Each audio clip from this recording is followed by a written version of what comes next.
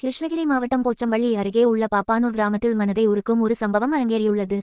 தலைமுறைகளாக பாதுகாத்து வளர்க்கப்பட்ட 100 ஆண்டுகள் பழமையான மாமரங்கள் இன்று வெட்டப்பட்டு வருகின்றன. காரணம் வங்கிக் கடன். கிருஷ்ணகிரி மாவட்டம் மா உற்பத்திக்கு பெயர் பெற்ற பகுதியாக இருந்தாலும் கடந்த சில ஆண்டுகளாக பருவநிலை மாற்றம் மற்றும் பூச்சி தாக்குதலால் விவசாயிகள் கடுமையாக பாதிக்கப்பட்டுள்ளனர். இதனால் வருவாய் குறைந்து வங்கிகளில் பெற்ற கடனை திருப்பிச் செலுத்த முடியாத நிலைக்கு பலர் தள்ளப்பட்டுள்ளனர். அந்த வகையில் பாப்பானூரை சேர்ந்த விவசாயி பழனிசாமி தனது 2 ஏக்கர் நிலத்தில் இருந்த 100 ஆண்டுகள் பழமையான மா மரங்களை வெட்டி விற்று அதில் கிடைக்கும் பணத்தில் வங்கிக் கடனை அடைக்க முடிவு செய்துள்ளார். வேறு வழியில்லை, கடனை கட்ட மரங்களையே வெட்டுகிறேன் என்று கண்ணீர் மல்க அவர் தெரிவித்துள்ளார். ஒரு காலத்தில் 41,000 ஹெக்டேரில் நடைபெற்ற மா விவசாயம் தற்போது 33,000 ஹெக்டேராக குறைந்துள்ளதாக விவசாயிகள் தெரிவிக்கின்றனர். ஆண்டுக்கு ஆண்டு மா மரங்கள் அழிக்கப்பட்டு மாற்று பயிர்களுக்கு மாறும் நிலை தொடர்ந்தால் இன்னும் 10 ஆண்டுகளில் கிருஷ்ணகிரியின் மா விவசாயமே அழிந்துவிடும் அபாயம் இருப்பதாகவும் அவர்கள் எச்சரிக்கின்றனர். மா விவசாயிகளுக்கென தனி ஆணையம் அமைத்து கடன் சுமையால் பாதிக்கப்பட்ட விவசாயிகளுக்கு உடனடி நிவாரணம் வழங்க தமிழக அரசு நடவடிக்கை எடுக்க வேண்டும் என விவசாயிகள் கோரிக்கை விடுத்துள்ளனர்.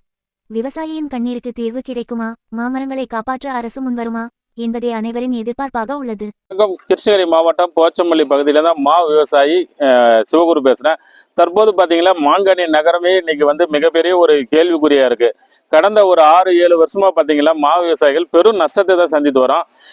மழை இல்லை, மழை இருந்தாலும் புழு பூச்சி தாக்குதல், விலை இல்லாத காரணத்தினால சுமார் ஒரு 45,000 ஹெக்டேர் மா சாகுபடி படிப்படியாக குறைந்து இப்போ 31,000 ஹெக்டேர் மா சாகுபடி இருக்கு. கடந்த ஆண்டே பார்க்கும்பொழுது பார்த்தீங்கன்னா சுமார் ஒரு 1,500லேருந்து 2,000 ஏக்கர் வந்து மா வந்து மாங்காய் அறுவடை காலம், மா மரங்கள் அறுவடை காலம் தான் நாங்கள் சொல்லிட்டோம்.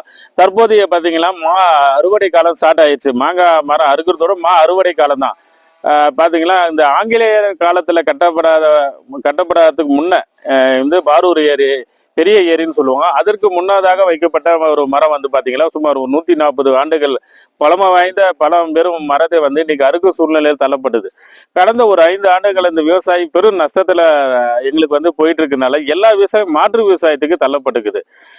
மாங்குள் நிறுவனம் சிண்டிகேட் அமைச்சுக்கிட்டு இவங்களை கேள்வி கேட்கறதுக்கு யாரும் எந்த அரசாங்கமும் முன் வரதில்லை. இல்லை, அண்டை மாநிலத்தில் மாங்காய் எடுத்துட்டு வந்து நிறைய வந்து எங்களுக்கு தமிழக விவசாயிகளை வந்து வஞ்சிக்கப்படுகிறது.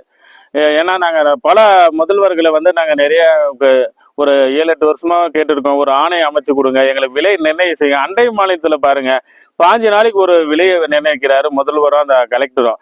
நம்ம மாவட்டத்தில் அந்த முன்னுரிமையை கொடுக்க மாட்டேன்ட்டாங்க. எந்த முதல்வர் மாறினாலும் காலங்கள் மாறுறதில்ல தவிர எங்கள் காட்சிகள் மாறுவதில்லை. எங்களது வந்து ரொம்ப இன்னைக்கு கஷ்டமான சூழ்நிலையில தான் மாங்கனி நகரமே அழியும் சூழ்நிலை தான் இருக்கு. இதுக்கு ஏற்கனவே தமிழக முதல்வர் அவர் தற்போதைய முதல்வர் ஐயா அவர்கள் பாத்தீங்களா மாம்பழமா மாம்பழம், மல்கோவா மாம்பழம், சேலத்து மாம்பழம்னு சொல்லியிருக்காங்க. இன்னைக்கு கிருஷ்ணகிரி மாவட்டத்துல முற்றிலும் அழியும் சூழ்நிலை இருக்கு. இது தகுந்த நடவடிக்கை எடுத்து எங்களுக்கு ஆணையம் அமைத்து விலை நிர்ணயம் செய்து தரமான மருந்து கொடுக்கணும். போர்ச்செரி மருந்து நிறைய இருக்கு கிருஷ்ணகிரி மாவட்டத்தில். அதை தடுத்து மா விவசாயத்தை காப்பாற்ற முன் வரணும். அதுக்கு விரைவான போர்க்கால அடிப்படையில மா விவசாயிகளை குறிப்பிட்ட ஆளுங்களை கூப்பிட்டு முதல்வர் ஐயா அவர்கள் எங்கள் குறைகளை நேரில் சந்தித்து அழைத்து பேச வேணும் என்று நாங்கள் மிகவும் தாழ்மையோடு கேட்டுக்கொள்கிறோம்.